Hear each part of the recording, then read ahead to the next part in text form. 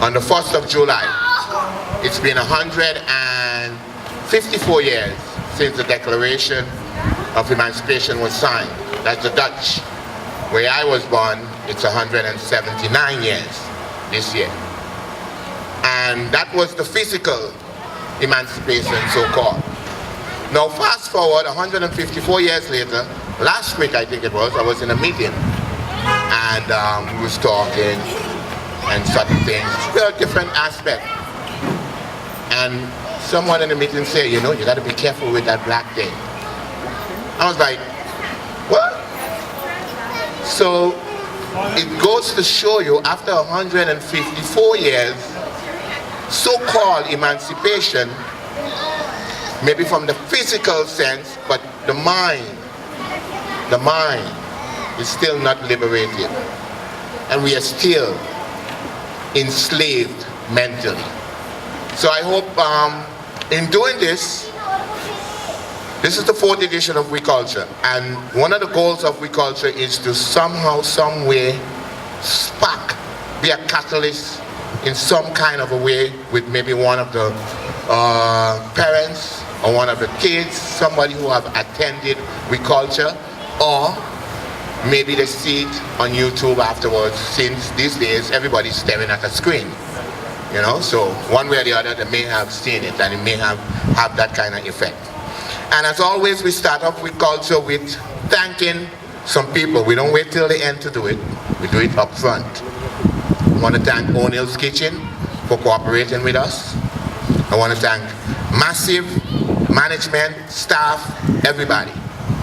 Square Garden Upholstery, and Celeste Richardson, my wife.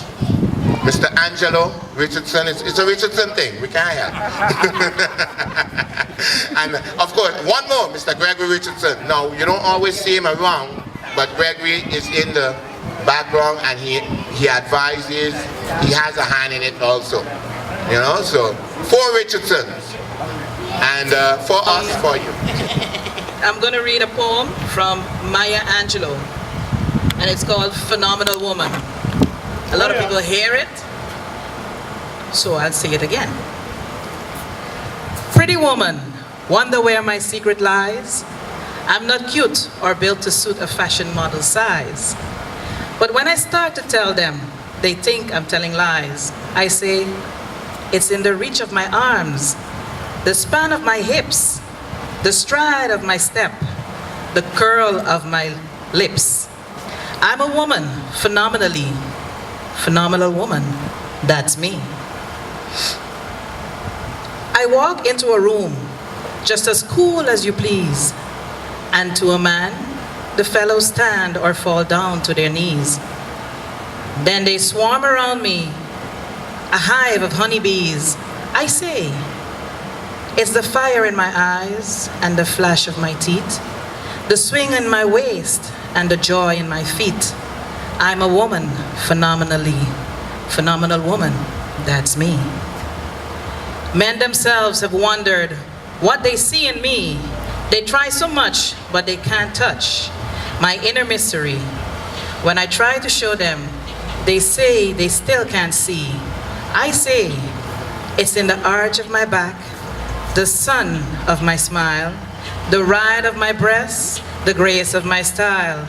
I'm a woman, phenomenal woman, that's me. Now you understand just why my head's not bowed. I don't shout or jump about, or have to talk real loud. When you see me passing, it ought to make you proud. I say, it's in the click of my heels, the bend of my hair, the palm of my hand, the need for my care. 'Cause I'm a woman, phenomenal woman, that's me. Check it. Dear God, if you hear God, make the fire disappear when they stare, God. Take away my fear when they interfere, God. Do you fear God? 'Cause I fear God. And in the backyard, there's a dear God, and there's a horse ranch. And to my core fans, keep repping me, do it to the death of me. X in the box, 'cause ain't nobody checking me. This girl is on fire. This girl is on fire. And I made this song exactly exactly 10 years ago in Amsterdam. And I hope you feel my message. My mother is my black queen and she's here tonight. And we are all queens. If you know where you came from, you know where you're going. Remember that. All right, here we go.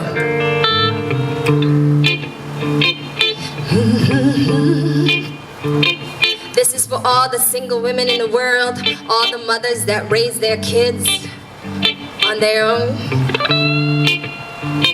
This called Black Queen. Here we go. Check it. Black Queen, you got it hard in your life. You can't find a good man to make you his wife. Black single mothers all over the world, not a father in sight to help raise his baby girl. Yes, my mother did it all alone, without the presence of any male testosterone. For that she wears the crown, and I bow down, and I try hard to never ever let her down. Cause she's my inspiration, my motivation. She's got a pretty job, cause no good education. Truth to the times and discrimination. For the way the world works, there's no justification. Yet she's so encouraging and nourishing. Life without her will not be worth living. Cause she's the reason why I strive to be the best. And I pray that God will help her find happiness. Black Queen, you're a strong human being, so don't give up the fight. Black Queen, don't let her bring you down. Just keep your head up, girl. Black Queen, you are not alone, cause I'll be by your side. Black Queen, and we will overcome, and we gon' make it right. Mommy, I hear you cry. I stop and ask myself, oh, why? You can't just spread your wings and fly. Like Kanye, you can touch the sky. Hear me when I sing, you deserve everything. I wanna see you blossom in your heart warming. My love for you is everlasting. Through all the trials and tribulations, you always find your way out of sticky situations. You're the definition of an independent woman, raising 2 daughters and a son. What is the definition of a hero? Do we all know the meaning? They say a hero nowadays is supposed to be fighting and killing for his people, but I don't see them.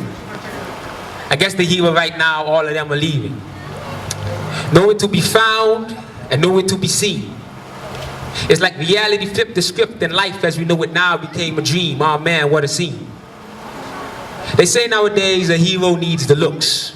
Well, as you all can see, I'm kind of working on that. They say nowadays hero needs muscle. Well, I stopped gym, but I'm trying to work on that. Nowadays they say a hero needs power. Stop. Ain't nobody else really got time for that. What about the hero that used to see for his kind? What about the hero that used to see for his blind? What about the hero that used to be kind to his own kind? You see, we have gotten so busy that right now our lives is taking over our lives and turning us around and making us dizzy. What a pity. You see, excuse me, but right now I'm about to go kind of deep. I hear the blood of the innocent people crying in the streets. We need a hero, we need a hero. You see, we have become a generation that likes to get, and we like to take, and we like to get, and like to take, but nobody else really loves to give.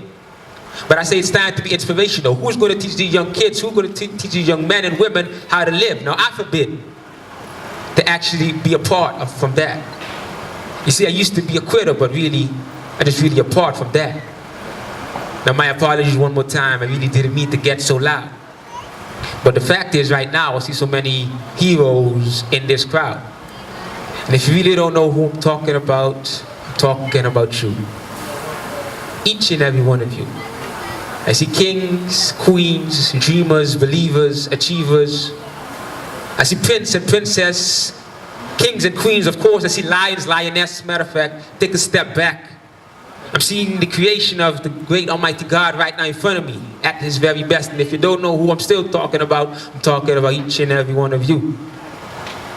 Don't you go around and be a quitter.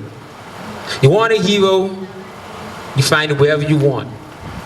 But don't you go and be a quitter.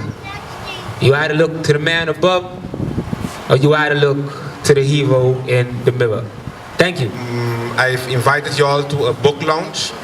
It's my 2nd and my 3rd book, okay? The book is called Rendezvous in San Nicolas. It's a collection of short stories, and I'm going to tell you how I end up with these short stories in a book. And I'm also going to talk a little bit of my book, my second poetry book, which is called Mitindos Buki di Poesia.